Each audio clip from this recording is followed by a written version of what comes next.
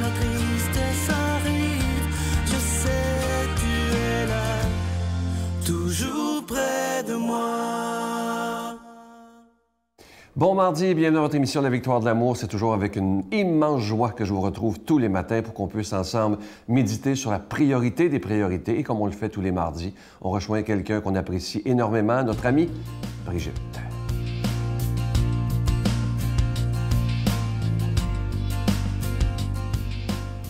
Bon matin à tous.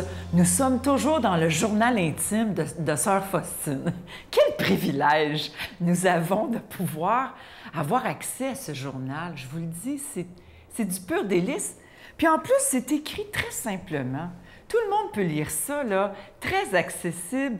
Et on voit comment c'est une vraie sainte. Là. Elle se prend pas pour une autre, puis elle s'ostine avec Dieu. Donc, je vous les avais laissés là-dessus la semaine passée. Sainte Faustine a dit, je suis comme Jonas, moi aussi. Dieu me demande des choses, je le sens intérieurement. Je sens que le Seigneur me demande de faire telle affaire. Puis là, je me dis, oh ben non, je suis pas assez bonne, j'ai pas la capacité, les autres vont être meilleurs que moi. Combien de fois je me dis ça? Seigneur, il suscite des choses en moi. J'y demande de connaître sa volonté. Quand il me dit, je me stine. Êtes-vous comme ça, vous autres ici? Oh non, Seigneur, je ne peux pas faire ça. Il faut le faire. Il faut le faire. Puis lui, il va pourvoir. Alors, je continue ce qu'elle disait la semaine dernière. Elle dit, Dieu m'éclaira ainsi. Dans l'après-midi, eut lieu la confession de la communauté. Quand j'ai exposé à mon directeur spirituel quelle peur me prend devant cette mission pour laquelle Dieu se sert de moi comme instrument, un instrument inapte, mon père spirituel répondit que, bon gré mal gré, nous devions accomplir la volonté divine et il m'a donné l'exemple du prophète Jonas. Ah! Là, je suis là. Après la confession, je me demandais comment le confesseur savait que Dieu m'avait fait méditer sur Jonas. Je ne lui avais pas parlé de cela. Soudain, j'entendis ces paroles. Quand le prêtre me remplace, c'est Dieu qui parle, quand le prêtre me remplace, ce n'est pas lui qui agit, mais moi par lui. Ses souhaits sont les miens. Fin de la citation. Et là, Sainte Faustine dit, « Je vois comment Jésus défend ses remplaçants.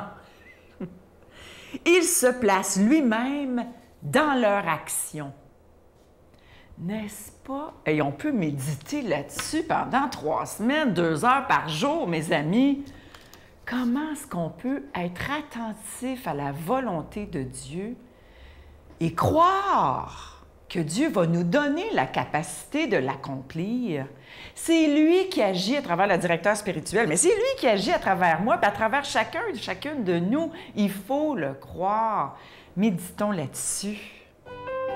Notre Père qui es aux cieux, que ton nom soit sanctifié, que ton règne vienne, que ta volonté soit faite sur la terre comme au ciel. Donne-nous aujourd'hui notre pain de ce jour. Pardonne-nous nos offenses comme nous pardonnons à ceux qui nous ont offensés. Ne nous laisse pas entrer en tentation, mais délivre-nous du mal, car c'est à toi qu'appartient le règne, la puissance et la gloire pour les siècles des siècles. Amen. La Victoire de l'amour vous invite à venir vivre des moments inoubliables en Italie en compagnie du père Michel Marie, Miguel Padilla, Brigitte Bédard et la participation occasionnelle de Sylvain Charon. Nous visiterons Venise, Vérone, Pise, Florence, Assise, Tivoli et Rome, la ville éternelle. Célébration eucharistique avec le père Michel Marie. Nous assisterons aussi à l'audience générale avec le pape François au Vatican du 1er au 13 juin 2019. Information 514-288-6077 ou sans frais 1-800-465-3255. Je suis toujours très heureux de vous parler de ce beau cadeau du mois pour le mois d'août, une belle exclusivité de la Victoire de l'amour. Il s'agit du chapelet de Jésus Miséricorde qui est en véritable cristal. Il est orné de petits anges argentés et il est déjà béni. Et ce qu'il y a de particulier dans ce chapelet, c'est qu'il n'est pas fabriqué en usine par des machines, mais bel et bien un à un par une communauté religieuse de Mexico. Et les religieuses sont tellement contentes de le faire pour nous parce que ça leur donne un peu de sous et ça leur permet aussi d'aider des enfants qui sont démunis à Mexico. Vous savez qu'au Mexique, il y a beaucoup d'enfants qui sont démunis, alors ça leur permet aussi d'aider. Donc, vous faites un don à la Victoire de l'amour et en même temps, vous aidez des enfants qui sont dans le besoin. Je vous rappelle que c'est avec un don de 25 $ et si vous en voulez deux, avec un don de 40 $. Je vous donne l'adresse. La Victoire de l'amour, casier postal 120, succursale Boucherville à Boucherville, le J4B 5E6, je vous la redonne. La Victoire de l'amour, casier postal 120, succursale Boucherville à Boucherville, le J4B 5E6. Également par téléphone, par carte de crédit du lundi au jeudi de 8h à 17h dans le 514-523-4433, 523-4433 ou sans frais, le 1-888-811-9291, 1-888-811-9291 et aussi sur notre site Internet, qui est une manière très rapide et efficace de faire votre don. C'est le www.lavictoiredelamour.org. Je vous rappelle, ce magnifique chapelet de Jésus Miséricorde, il est en véritable cristal, il est orné de petits anges argentés et comme toujours, il est déjà béni. Et ce qu'il y a d'important, c'est qu'il est fabriqué par des religieuses dans la prière. Merci de tout cœur.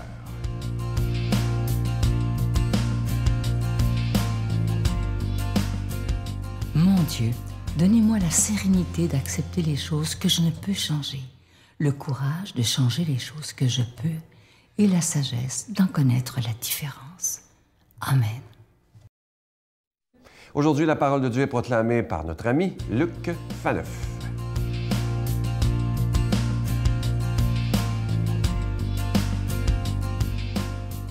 Bonjour, merci d'être là, merci d'être si fidèle à Jésus, d'être fidèle à la Victoire d'amour, nous qui essayons de propager le message de Jésus, de le faire aimer, afin que Jésus gagne tous les cœurs, un à la fois.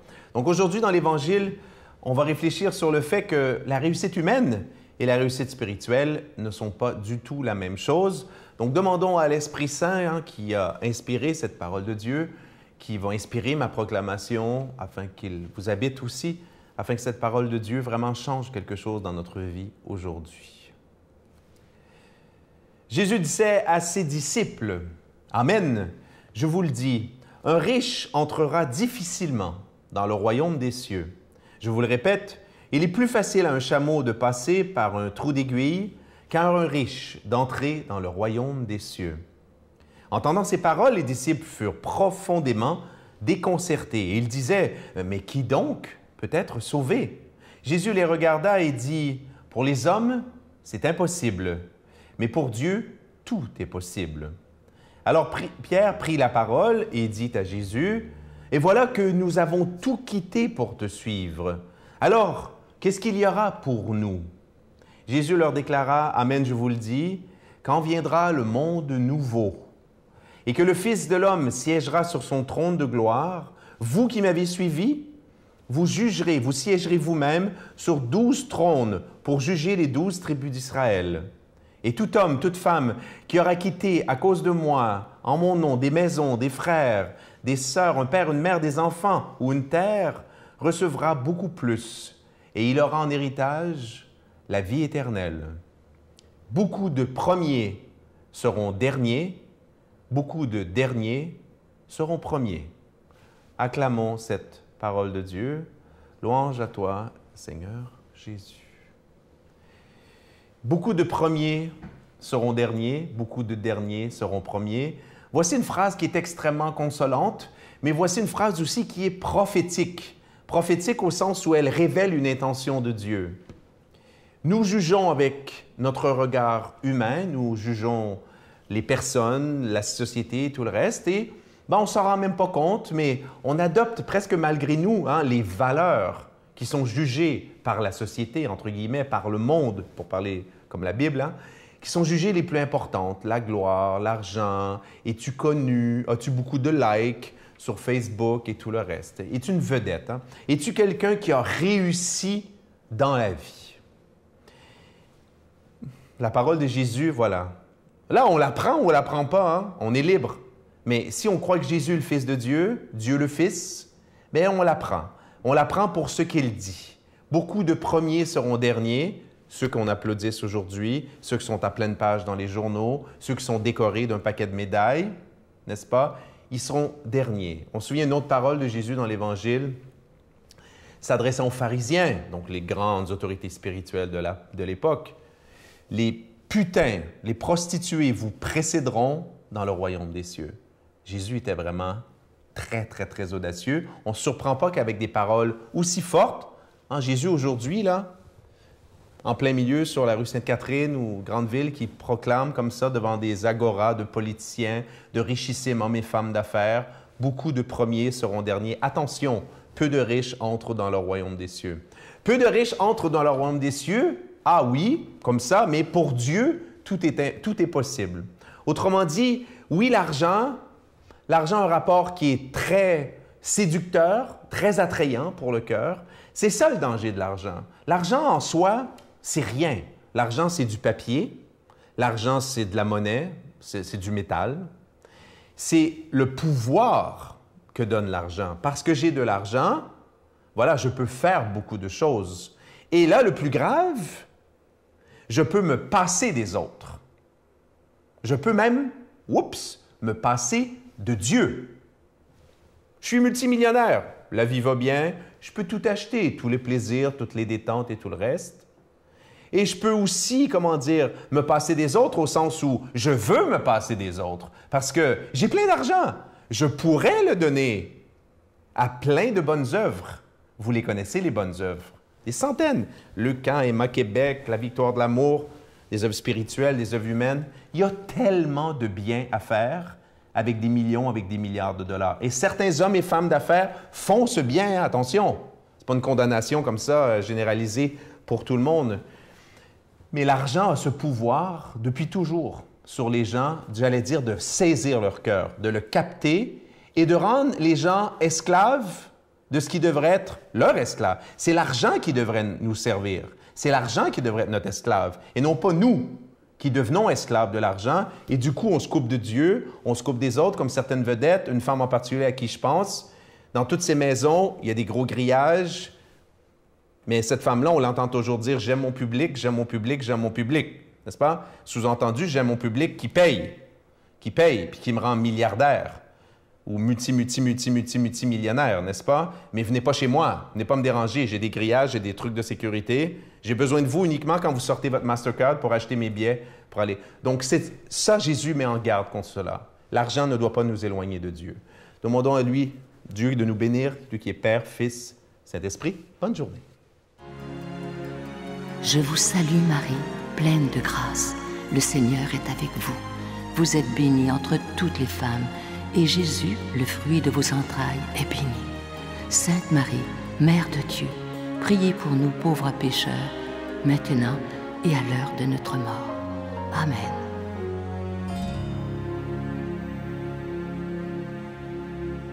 La Victoire de l'amour vous invite à sa retraite spirituelle les 5, 6 et 7 octobre 2018 sous le thème « La vraie vie avec Jésus », en compagnie de l'abbé Donald Thompson, Brigitte Bédard, Miguel Padilla, Sylvain Charon et la chanteuse de renommée internationale Giorgia Fumenti qui offrira un spectacle.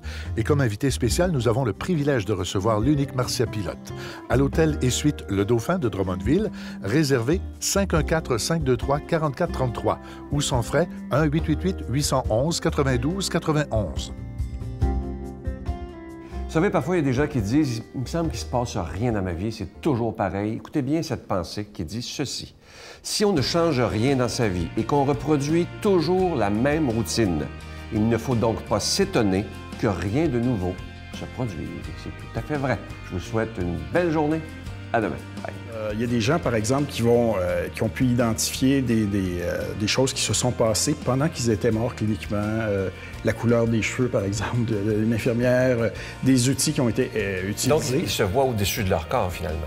Oui, la plupart du temps, ils sont au-dessus de leur corps, mais ils peuvent aussi voyager dans une autre pièce. Et ça, c'est prouvé, là? Maintenant, oui. Oui.